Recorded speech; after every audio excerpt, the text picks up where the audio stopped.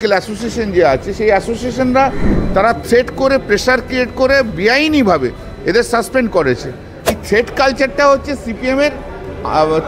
সিপিএমের আতুর ঘরে জন্ম হচ্ছে থ্রেট কালচার। আইএমের প্রেসিডেন্ট ছিল আগে, তারা আরজিকর নিয়ে এর আগে যথেষ্ট যা ইচ্ছা তাই করেছে। মিছিলে হাঁটলেই সৎ হয়ে যাওয়া যায় না, কতগুলো অসৎ লোক আছে ওই মিছিলে হেঁটেছে, তাদেরকে প্রমাণ করে দেবো। বর্তমান আগে যেটা করেছি আর কি, নর্থ বেঙ্গল মেডিকেল কলেজের যে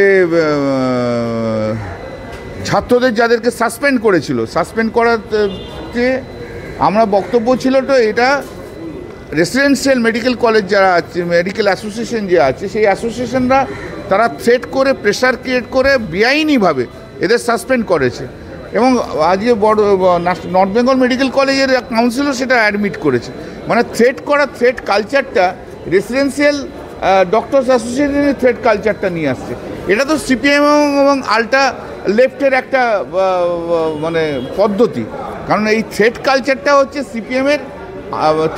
সিপিএমের আতুর ঘরে জন্ম হচ্ছে থ্রেট কালচার, সেই থ্রেট কালচার রয়েছে।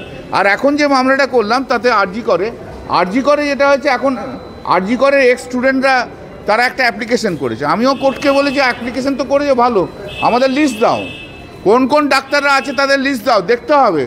এবং তার মধ্যে দু একজনের বিরুদ্ধে আমি সিবিআই ইনভেস্টিগেশনও চাইব। কেউ আইএমের প্রেসিডেন্ট ছিল আগে, তারা আরজিকর নিয়ে এর আগে যথেষ্ট যা ইচ্ছা তাই করেছে, যেভাবে ইচ্ছে আরজিকর চালিয়েছে, তাদের বিরুদ্ধেও সিবিআই ইনভেস্টিগেশন কেন হবে না সেটা নিয়েও আমি প্রশ্ন তুলেছি। আজকে সবাইকে ধরতে হবে। ওই মিছিলে হাঁটলেই সৎ হয়ে যাওয়া যায় না, কতগুলো অসৎ লোক আছে ওই মিছিলে হেঁটেছে, তাদেরকে প্রমাণ করে দেবো। সিবিআই ইনভেস্টিগেশন চাইবো তাদের বিরুদ্ধে, যত আরজিকর ডাক্তারদের যাদের আমি লিস্ট পাই আমি, তাদের মধ্যে দু একজন এক্স অফিস বেয়ারের আছে, তাদের বিরুদ্ধে সিবিআই ইনভেস্টিগেশন চাইবো। আরজিকর থেকে মেস তৈরি করেছে তো তারাই। সম্প্রতি এই সঞ্জয় রায়ের প্রতি দরদ উঠলে পড়ছে, অনেকে সিবিআই চার্জশিটকে মানছে না। দেখো, এটা তো কিছু করার নেই। সঞ্জয় রায়ের প্রতি তাহলে সিপিএমের খেলাটা খেলতে গেল কেন ভাই? তা বলো তোমরা, সিপিএম বলুক, বিজেপি বলুক, ডাক্তার অ্যাসোসিয়েশন বলুক যে সঞ্জয় দোষ করেনি, যে উইটনেস হিসেবে দিক না, সঞ্জয় সেদিন ছিল না, যে তারা কেন উইটনেস হিসেবে যাচ্ছে না?